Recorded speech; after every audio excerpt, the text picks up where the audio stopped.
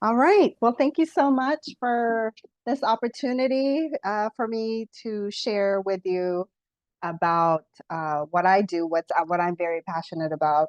My name is Joyce Garcia, and I am the founder of Legacy Insured Group. It's a life and health insurance agency. But today I'm focusing specifically on life and how putting that off could really be detrimental, um, more than people think uh, it could be. So I will just go ahead and share. There we go. Okay, can you guys see my screen? Yes. Well, okay. So as I said, my name is Joyce Garcia, and today we're going to talk about what everybody always says, right? Oh, I will get to it eventually. But why some things really can't wait, especially life insurance. Okay. All right. So we don't plan for things. Some we plan for, right? Especially in Red Women, we've got this trip coming up in Bali, um, birthdays, weddings, all that. But what we really don't plan for is getting sick, getting in an accident. I was in a car accident in November of 2023, right? I was just picking up my daughter. And then we don't imagine like life turning upside down overnight, or at least we don't want to, right? But the truth is, life doesn't wait for us to be ready. Like things can happen at any time. And so when we talk about, oh, I'm still young or I'm too busy, I'll look into that later, just having that mindset could really be more costly than anything. So today we're going to break down why waiting is the biggest risk of all, and then how modern life insurance, this is the new type of life insurance with the living benefits, can actually help you access your funds when you need them the most, and more importantly, while you're still alive. And then how to protect your income, your lifestyle, your family's future, even if you're starting from zero. So let's address the elephant in the room, the procrastinator mindset. I'm sure most of us know this, right? We're very familiar with it. But procrastination in the financial planning is the habit of prioritizing comfort over security in the present, um, over the future. So we're putting like what we're comfortable with first instead of planning for our future. It can feel harmless at the moment, right? We don't feel it. It's like this gradual thing, but it can really cost a lot more, um, and unnecessary risk for you and your family. So what that looks like, oh, we're going to put off creating a budget or a savings plan, right? We'll get to it when, whatever, right? Delaying that life insurance until later, avoiding the discussions about retirement or emergency funds, um, and not reviewing or updating financial goals. And most of the time, people don't even think about that because they feel like they don't have any choice. But you don't know what you don't know. And this is why I'm here.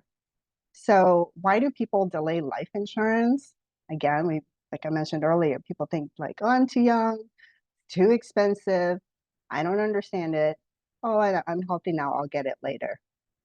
But really, when you think about that, what is at stake here, right? That emotional and financial impact of not having it, like a loss of income, leaving debt behind for your family, because debt doesn't get canceled, it just gets passed on to your family members, or having that fundraising, GoFundMe culture, that mentality. But GoFundMe is not insurance. And sometimes it's not even enough, to cover what you really need. The myth of just burial insurance, of how of it's just for death, we're going to be discussing that because you don't know that bills can be covered, the replacement of your income, and just really the most important thing is maintaining your lifestyle. So, 2 minutes of life insurance 101, just for those who don't understand what it really is. The difference between term and permanent. Term is when you can access a policy, and if anything happens to you as a death benefit, you, as long as you're within the term, it can last from 10, 20, 30. Some companies may have 40, but really, once the term is over, that very affordable price can go up like 2,000%. And it's good for maybe, for people who are younger or well, not just younger, but it's more affordable. So normally people who are younger who can't afford a permanent will get this for the cost. But what you have to understand is whether you get term or permanent. Permanent is exactly what that is. It does not end after a specific term, and it actually has a cash value built into it that you can borrow against. Sanju even mentioned that she has this product and she was able to borrow against it tax-free to be able to use however way you want to use it. But the most important thing about life insurance is not just for dying, it's what you can actually do with it while you're still living and be protected in the event of an illness or death. So the top reasons that people want to get living benefits is one, it's protection during a health crisis, right? In case of a critical, chronic, or terminal illness, you're able to use that to cover your bills, your treatments, care that's not covered by your health insurance. And it provides you that peace of mind to know that you don't have to drain your savings. All of us are entrepreneurs, we're business owners, right? And if you get sick and you have to tap into your bank account, I mean, that really defeats the purpose of us trying to build our business if all we're going to end up doing is paying for medical bills. Second, it's a means of replacing your income when you can't work. So a serious illness, whether you're younger or you're older, can really prevent you from earning that income, right? Especially as solopreneurs, where we have to do everything on our own. If an event of an illness, who's going to take care of us, right? So this is just one way of just having that peace of mind to know that you don't have to use up your own money. Your living benefits can get that covered for you to pay for all your daily expenses, your mortgage. And then the third most important is that you don't have to rely on others while you're in that situation. You still have financial control over your life rather than getting GoFundMe, asking your family members to help you. This will be available for you. And you are in control of your finances still. You don't have to worry about becoming a burden to other people. So here's a great example. Portia. She is one of the many who have had an illness. In her case, she had a critical illness of having stage 4 cancer at the age of 27. And she was able to access it, her living benefits, and got 118,000 tax-free to be able to live on. Okay. So do you think that she got better? Yes, she did get better. A lot of people lose hope when they get cancer and they can't take care of themselves because financially they just don't know how. But when there's something about knowing that you're going to be financially okay, that helps the body be able to heal itself faster, right? Um, and now she is just an advocate for living benefits because of that. Now, this is something very close to me because this young girl, because she goes to my church, what happened to her, I deleted her personal information, but she was just with her family at the mall. They were at the Hill Country Galleria, which is here in Austin, um, riding her scooter, and a vehicle hit her. Um, she's very young. She's only 8 years old. So she's she sustained 2 skull fractures, brain bleeding, damage to both sides of the cerebellum, fractured collarbone, broken ribs, ligament in her neck was damaged, and she uses a feeding tube, and she was intubated for nearly 2 weeks.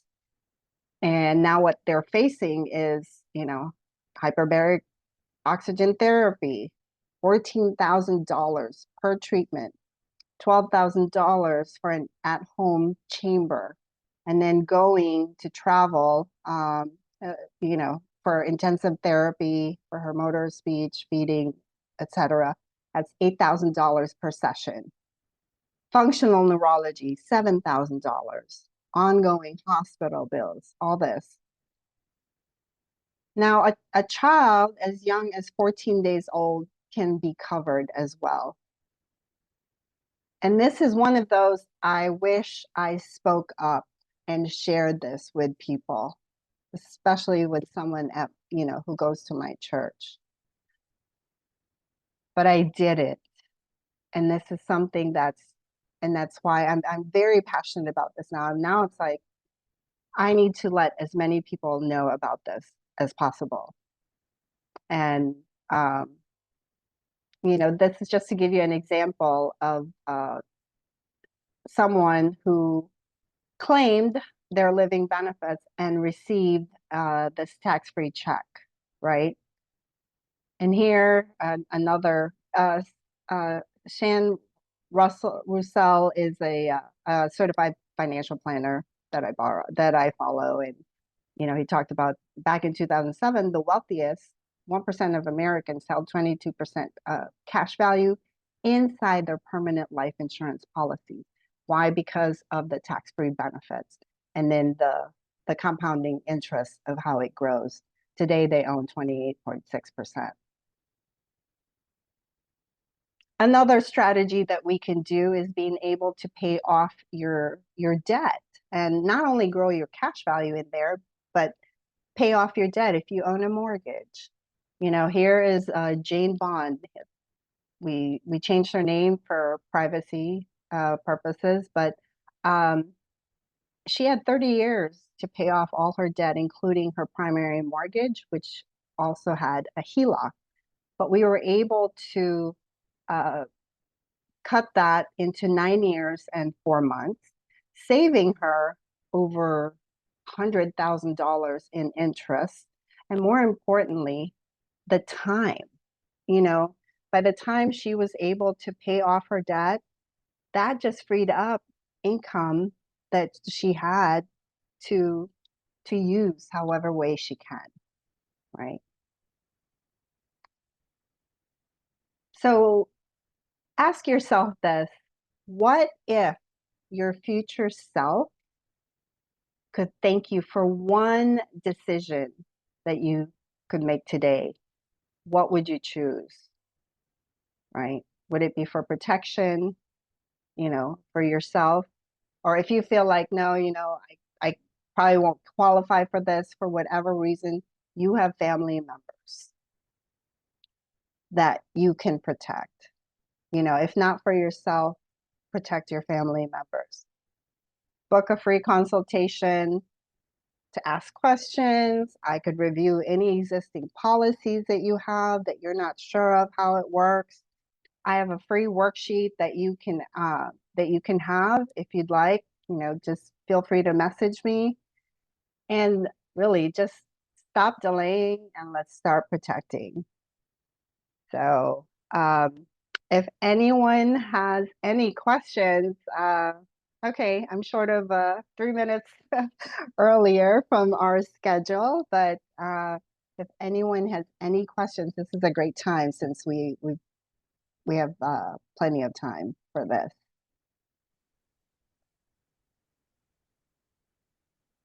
Yes, digitally. Um, okay, when you say she paid back her loan that she took, how do you go about doing that? Oh, so she was able to pay off her mortgage. So how that works with that specific strategy, right? This one? Yes, and the 27-year-old with cancer, you said they took a loan out against their policy and Mm-hmm. they paid it back, but how do you pay back on a life insurance policy? So depending on what type of loan that you have, the loan that is the most practical, it would be a participating loan. So how that works is, um, like for this one, even if you borrow against it, your money continues to grow as if you did not take out your money, right? And then that compounding interest continues to grow in there. So um, how and it is simple interest. So with this one specifically, this uses a whole life policy, right? So with a whole life, um, with let me just address one scenario at a time. So with this one, this has the interest growing at 6%, right? Even better than like a high yield savings account. But the loan is at 4.5%, simple interest. So you're still ahead, right? Your money's still growing at like 1.5%, which is still better than a bank. A bank grows at 0.025%. Um, so as she is paying off her debt, she continues to pay into her policy to return it back in there because she would still be paying it if she didn't have that debt anyway, if she didn't have this plan. So you just continue paying that off and you're able to um, shorten your loan. Now, technically, you don't have to pay it back. Your life insurance becomes your collateral, right? But I always tell my clients pay the interest at least so that your dividends so it doesn't eat up your dividends. Your dividends will continue to pay into your policy because it's growing, but it's at least pay off the interest. So the other one, this one with 118,000, taking a loan against the policy, um, she because she took her claim, that ended her specific policy, right? She took the full amount. Hmm. Now, you don't have to take the full amount. Your options are take half of it if you want, and then your policy continues to grow. Or if you do, this is different because it's a claim. Now, if you do borrow against your policy, that would be different in that if you pay it all back, let's say within that year that you borrowed it against it, then it becomes a wash. It's called like a wash loan. They they credit back like uh your interest, right? It's considered a wash loan. Again, there are three different types of loans that you can have. It all depends on what you want to use it for and how you want to pay it back. And the same thing, if you would have just borrowed against that and you can't pay it back, then I just say at least just pay the interest, right? Let's say if you're going to borrow $100,000 off of your policy, let's say you had a good amount of cash value growing in there. and you don't want to pay that back, at least pay the interest. That way it grows your policy continuously at a healthy level. So did that did that answer your question, Dejoli? Well, it kind of does, but also what you're saying is that they're making their payment normal life insurance payment, monthly payment, plus they're making a loan payment. Mm-hmm. Uh-huh. Yes, correct. Okay. Yeah. I had a term policy at one point, and of course I outlived it, so it doesn't, Yeah, it's no good. Um, right. so, but nobody ever explained to me the benefit of having life insurance, full life insurance as opposed to term. Mm-hmm. And so it's interesting. This is all very new terms for me. Yeah, I'm sorry to hear that. And this is my goal is to really educate Mm, people because you don't know. I mean, and people think, and I actually have some clients who are my clients now, but initially they just wanted me to review their policies. And they mm, really thought their policy was good for 100 years old, but there it was a term to 80. Like after 80 years old, it increased like let's just say they were paying $78, right? After 80 the end of their term, which is at the age of 80, she would have had to pay like $2,000 a month until the age of 99.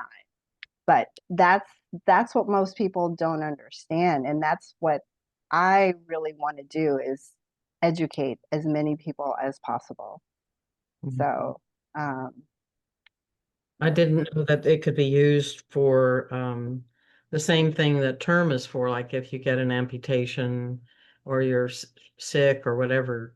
Term insurance covers some only certain things, whereas yeah, this sounds as if it covers pretty much everything. there are different kinds of carriers, different types of companies, Hmm. and not every living benefit is the same. The companies I choose to carry really have more robust living benefits. And I have a couple that even if you have stage one, you can still be covered, let's say, like stage one cancer, there are some carriers that it has to be a stage four cancer. You know what I mean? In order for you to qualify. But again, it's just knowing which companies are better than the others when it comes to that. Hmm. But you know, I always So, tell people like what the strategy will be different depending on what your goal is. hmm. Well, one last question. I know you've got to get off, but uh, so how soon after you invest or you start your life insurance payment, just to have life insurance, what if somebody found out shortly after they did that they had an illness or they were hit by a car or whatever? Can they start using the life insurance then, get a loan without being having paid for it for any length of time? Um, so with terminal illness, well, obviously with death, it's immediate. Terminal illness is like 30 days. Most of them are 30 days, except for chronic illness. Chronic illness, um, it is almost like let's say after 30 days, a doctor decides that, oh, you're going to be unable to drive or whatever for 90 days. You'll be out for at least 90 days. Then you can qualify for chronic illness. So most of them are at least 30 days, um, depending on what you need. Okay. And there is it's like a contingency period within 2 years that if you file a claim within the 2 years and they find something, upon your claim, like, I mean, this has happened, like, oh, you lied about one thing they weren't able to see that, then you could be denied. But after 2 years, it's it's a lot Mhm. easier. Okay, Yeah. thank you. Thank you. Yeah. Thank you. Thank you for asking I'll those I'll questions. share I'll share, Joyce, I'll share my experience of taking the loan out last year with I have an index, so life with Joyce also sells as well. And I'm so glad that I wasn't thinking about dying. I was saying if I buy, I need to invest money so in the future I don't have to go to the bank. This is how I knew and learned about it through networking. And that's why networking is so important because you never know what you will learn, right? So I'm like, Right. Mhm. yes, I want to get it. So I got it when I was so much younger. I think it was right when I just got out of college. I got it. I put extra money in it. So I'm Mhm. like, you know what? I'm so glad I got this. And when I went and looked at my money last year, I was like, oh my God, that's a lot. And Yeah. that's why it's so like important to like, just have that money because you never know when you'll need it. You never know when you want to go on vacation or you want to buy a Yes. house, you want to buy something else, and you're like, I don't need to go to the bank because I am my own bank, you know? Yeah, yeah, absolutely. I mean, that's another strategy to do. And we actually have what we call the $1 million baby. If you have friends who, have little ones or they're pregnant, they're about to give birth, this is a great way to get started and leave your legacy. Because most of us won't have $1 million to leave for our children or grandchildren, and this is just another vehicle to be able to do that as well. Just like Sanchu said, the younger you are, the better, because then you have more time to really be able to avail of that compounding interest and enjoy your life or leave your legacy, whichever you like. So, thank you so much for joining us today. I appreciate it and look forward to our Ask and Elevate on the 31st.